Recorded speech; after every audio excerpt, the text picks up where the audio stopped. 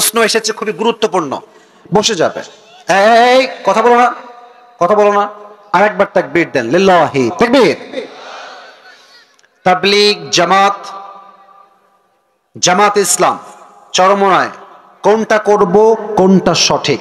দেখেন, it's really a critical question.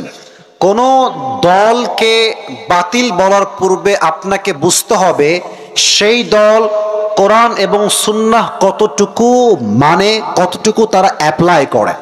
কোন দলকে ক্রিটিসাইজ করা আমাদের যোগ্যতাই নাই। আমাদের উচিত প্রত্যেকটা দল থেকে ভালো ভালো গুণগুলো নিয়ে নিজেকে সাজিয়ে গুজিয়ে আখিরাতের জন্য প্রস্তুত করা, যুবক ভাইরা, ঠিক কিনা বলো? এই দেখেন, প্রথম আসছে তাবলীগ জামাত। তাবলীগ জামাতকে নিয়ে আপনারা নেগেটিভ চিন্তা থাকতেই পারে, এটা হতেই পারে, not a big deal. But হ্যাঁ, আপনাকে বুঝতে হবে every person has good side and bad side, everything has positive side and also negative side. প্রত্যেকটা জিনিসের একটা ভালো দিকও আছে, খারাপ দিকও আছে। তাবলীগ জামাতের ব্যাপারে সবচেয়ে ভালো দিক হচ্ছে নিজের খায়, নিজের পরে মানুষের দুয়ারে গিয়ে দিনের দাওয়াতটা পৌঁছে দেয়, ঠিক কিনা বলে? তাবলীগের সবচেয়ে বড় একটা বেস্ট এক্সাম্পল হচ্ছে মাওলানা তারিক জামিল সাহেব। কি সুন্দর কথা! আমরা তো উর্দু ভাষা বুঝি, আমাদের পুরো জীবনটা গেছে উর্দু পড়ে পড়ে। তো ওনার ভাষা, ওনার কথা, আচরণ এত সুন্দর। বলিউডের হিরো সালমান খান, তার বাসাতেও তারিক জামিলের ওয়াজ বাজে, সুবহানাল্লাহ পড়ে সবাই। আপনি বলবেন, হুজুর আপনি এটা কেন বললেন? আমি বললাম এই জন্য, কার দ্বারা কি হবে এটা আপনি জানেন না। সব দল দিয়ে ইসলামের একটা খেদমত হচ্ছেই হচ্ছে, যুবক ভাইরা, ঠিক কিনা বলো? আবার তাবলীগ জামাত দেখেন, আপনি দেখবেন এলাকার একটা ছেলে ওই গাঁজা খায়, বিড়ি খায়, মদ খায়, মেয়েদের নেশায় আসক্ত, এক চিল্লায় বের হয়েছিল 40 দিনের জন্য। ও বাসায় ফিরে আসছে, মুখে চাপদাড়ি, মাথায় টুপি, পাঞ্জাবি। He has totally changed. পুরোটাই পরিবর্তন। কেমনে হয়েছে? এই তাবলীগকে আল্লাহ তার ওয়াসিলা হিসেবে কবুল করেছে, ঠিক কিনা বলেন? Tabligh has this positive side. তাবলীগের পজিটিভ সাইড, আমি নিজেই তাবলীগ করেছি কয়েকদিনের জন্য, কয়েকবার, মানে কতবার যে বের হয়েছে আমার হিসাবই নাই।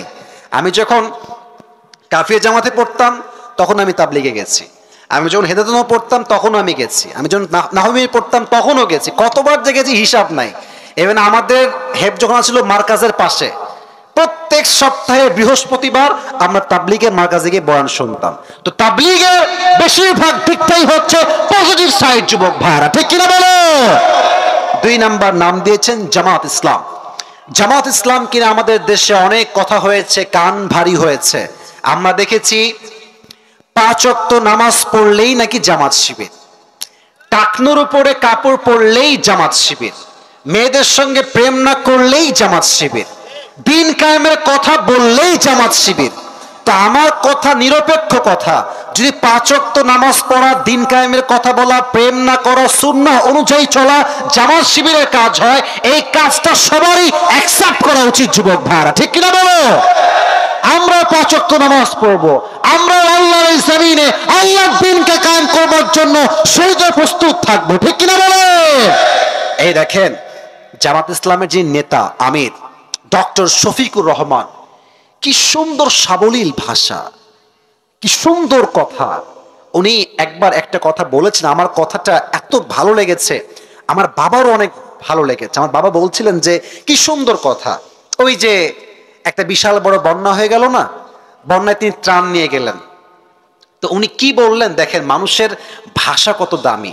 উনি বললেন যে এটা কোনো ত্রাণ না, এটা কোনো ত্রাণ না, এটা হচ্ছে হাদিয়া, গিফট।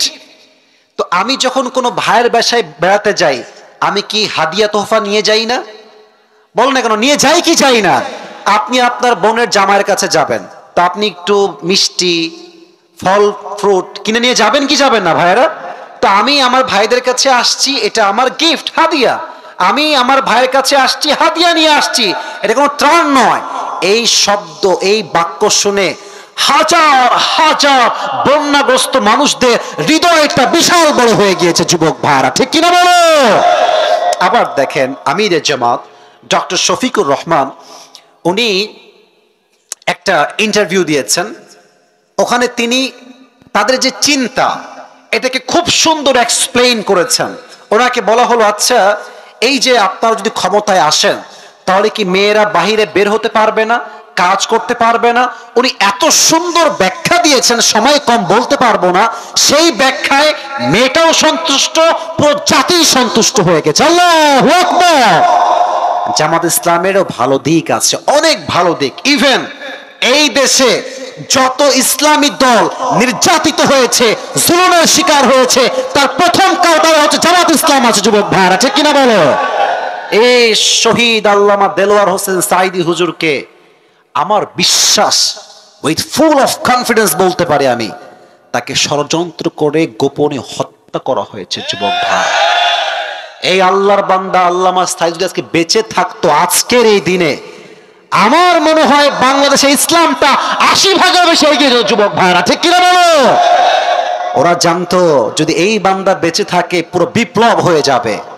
ইভেন সাঈদী সাহেবকে যখন ফাঁসির রায় দেওয়া হয়েছিল, হাজার হাজার যুবক গেঞ্জি খুলে তাজা রক্ত দিয়ে শহীদ হওয়ার জন্য প্রস্তুত হয়ে গিয়েছিল। ঠিক কিনা বলে?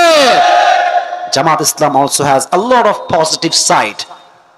আল্লাহ তাদের ভালো দিকগুলোকে আমাদেরকে অ্যাকসেপ্ট করার তৌফিক দান করুন। সকলে পড়ো আমিন।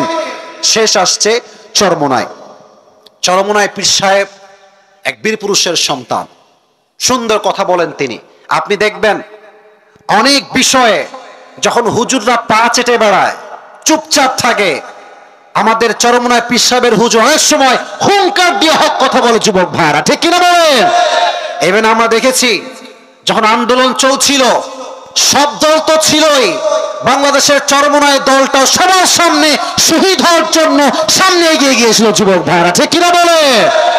ইভেন অনেকে জানেন না, এই ছাত্র আন্দোলনে শুধুমাত্র কলেজ ছাত্র শহীদ হয় নাই, স্কুলের শহীদ হয় নাই, অনেক অনেক ছাত্র কল মাদ্রাসায় পড়ে আল্লাহর রাস্তায় শহীদ হয়ে গিয়েছে। ঠিক কিনা বলে? চরমোনাই পীর সাহেব অনেক হক কথা বলেন।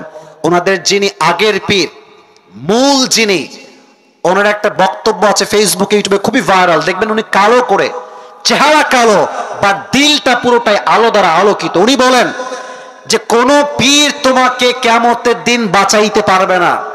উনি বলেছেন কোন পীর কিয়ামতে তোমার জন্য সুপারিশ করতে পারবে না। যার নিজের ভালো আমল হবে সেই একমাত্র আল্লাহর ওই দিনে কিয়ামতের দিনে মুক্তি পাবে। ঠিক কিনা বলেন? আমাদের এমন পীর দরকার যে পীর নিজের পূজা নয় আল্লাহর পূজা করতে আমাদেরকে আদেশ করবে। ঠিক কিনা বলেন? তাবলীগও ঠিকঠাক আছে, জামাতও ঠিকঠাক আছে, চরমোনাইও ঠিকঠাক আছে। অনেকের দোষও আছে, ভালো দিকও আছে। আমাদের কথা হচ্ছে আমরা চাইলেই সব চেঞ্জ করতে পারবো না। আপনাকে মাথায় রাখতে হবে ইউনিটি ইন ডাইভার্সিটি, বৈচিত্র্যের মাঝেই আপনাকে ঐক্যতা খুঁজে বের করতে হবে। যে পাঁচকল্লির টুপি পরে তাকে আপনি লম্বা টুপি পরাতে পারবেন না, আর যে এই টুপি পরে তাকে আপনি পাঁচকল্লি পরাতে পারবেন না। এক একজনের সিস্টেম, কোয়ালিটি, চাহিদা এক এক রকম। যে বুকের উপর হাত বাঁধে তুই নাভি নিচে হাত বাঁধ, আপনি পারবেন না। বৈচিত্র্য থাকবে, কেউ বুকের উপরে বাঁধবে, কেউ নাভির নিচে বাঁধবে, কেউ সামি আল মাহমুদ পরে রব্বানা কাম জোরে বলবে, কেউ আস্তে বলবে, কেউ জোরে আমিন বলবে, কেউ আস্তে বলবে। যে যাই করুক, যে জান্নাতে নামাজ পড়ুক, একটাই কথা আমাদের, আমি জামাত ইসলাম নই, আমি চরমোনাই নই, আমি তাবলীগ নই, আমি শর্ষিয়া নই, আমি স্কুলের নই, আমি কলেজের নই, আমি জামাতের নই, আমি বিএনপি নই, আমি আওয়ামী লীগ নই। আমার প্রথম পরিচয় আমি মুসলমান ঘরের সন্তান। কুড়িগ্রামের ভাইয়েরা, আল্লাহ আসল পরিচয় নিয়ে আমাদের সবাইকে বাঁচার তৌফিক দান করুক। আমরা সকলেই দিল খুলে পড়ছি আমিন।